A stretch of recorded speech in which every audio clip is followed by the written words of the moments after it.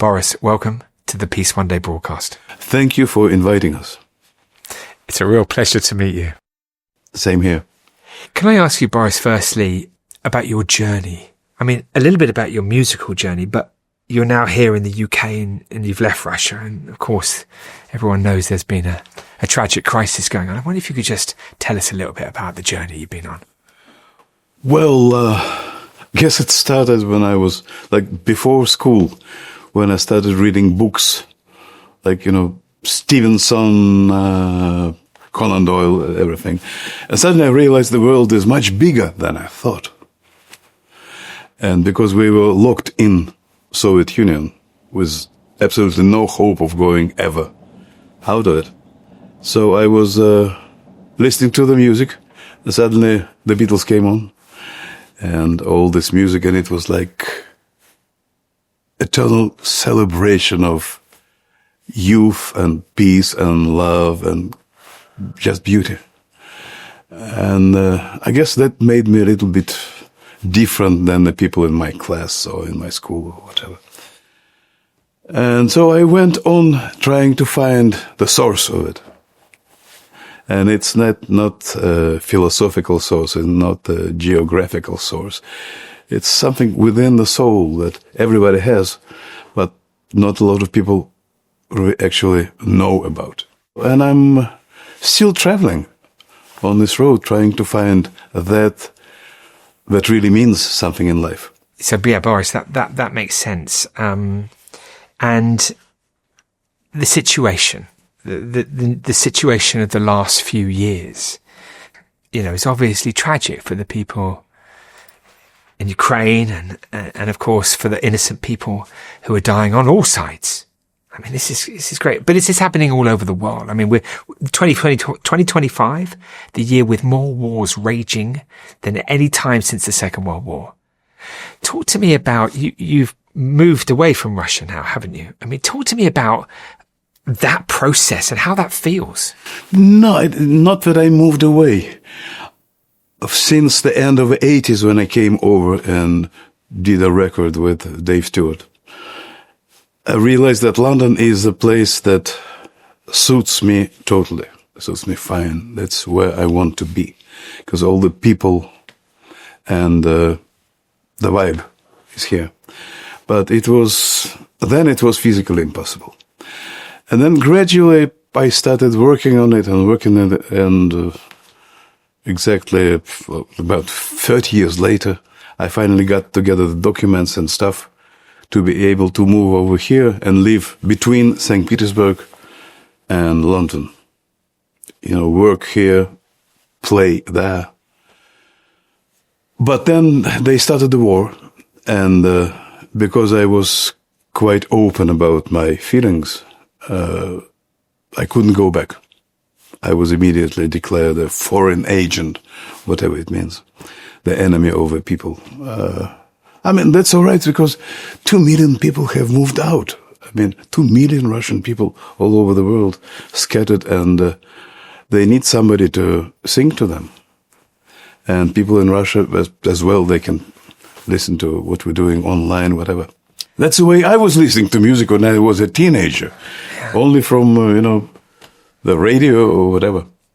Many people know about your story, but some people might not realize. I mean, you are like one of the great living writers, one of the great poets of your country. I mean, I know it might be difficult for you to agree because it's you, but I mean, it's incredible. And I wonder through your work, how you feel about the situation of not being able to go back to the motherland. I mean, how does all that feel? And how much does it influence your work?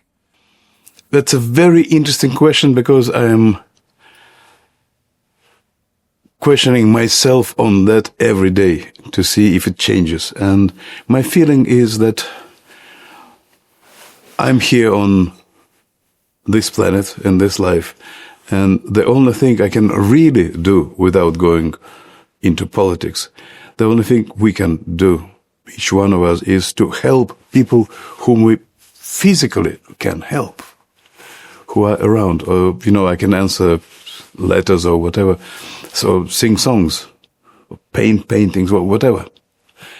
whatever I can do, my only mission on this planet, in this life, is to help other people. Never ask for whom the bell tolls. No man is an island. So I feel that. You're on a mission. I feel a similar thing. I mean, we have had different lives, but it's you have a privilege. You have this responsibility. It's you're free. You can eat. You feel a sort of sense of I'm just going to do everything that I can to inspire, to inform, to engage through my work, through my art, through my spoken word, through my writings. That's it, is it? I was introduced to you because of Dave Stewart, is our dear friend. 25 years ago, he helped me and encouraged me, and we did some music together, first ever concert. Tell me about what you've done with Dave. That was a long time ago. That was the end of the 80s, and I was let out of Russia to record a song or an album. And I was going around states, meeting different people, and I was totally in love with Eurythmics at that time. So can you imagine my surprise when I'm sitting in LA one day and this friend of mine says, oh, by the way, Dave Stewart is around the corner, next house. I said, can you take me to Dave? Can I just, grab his hand, whatever. And so we went to this little studio and we did a little music. And then I had a contract by the time with CBS, Columbia, and they said, well, we're going to find a producer for you. I said, no, you don't need to find me a producer because Dave Stewart is there and I would like him to produce me. And at first Dave, as far as I know, was not certain. And then gradually we came to agreement, and he said, yeah, okay. Amazing. It was a fairy tale, nothing less. Yeah. And you've been great friends and you've collaborated ever since. Yes. Peace Day, 21 September. Happy Peace Day, of course. Why, I mean, when Dave said you must ask Boris, we asked you said immediately yes, that you would sing for the Day of Peace. Why is a day like this so important to you? Because peace is one condition that enables people to create. It's hard to create when you're killing somebody. You don't have time or inclination for that, usually. And I strongly believe that education and creation are the main things that people need to put their energy to. And you're going to sing a song, of which we're very grateful. What's the song that you're going to sing? The song that I have in mind is, basically it's always about the situation here and now. How the person feels when he is not satisfied with what's going on. And he doesn't know what to do, but he's saying, well, I need to be better. We all need to be better. And the name of that song? Little Blue Light. Little Blue Light. Let's listen to it now. Thanks, Boris. It's such a pleasure to meet you. Thank you.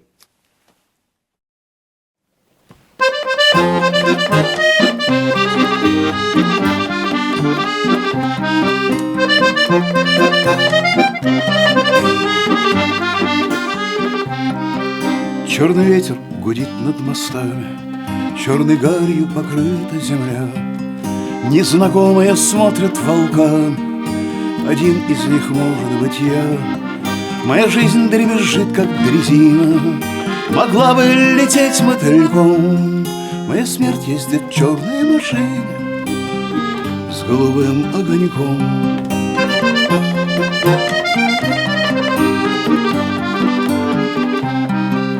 Не корите меня за ухарство, не стыдите разбитым лицом. Я хотел бы венчаться на царство или просто ходить под венцом. Но не купишь судьбы в магазине, не прижжешь ей хвоста угольком. Моя смерть ездит в черной машине с голубым огоньком.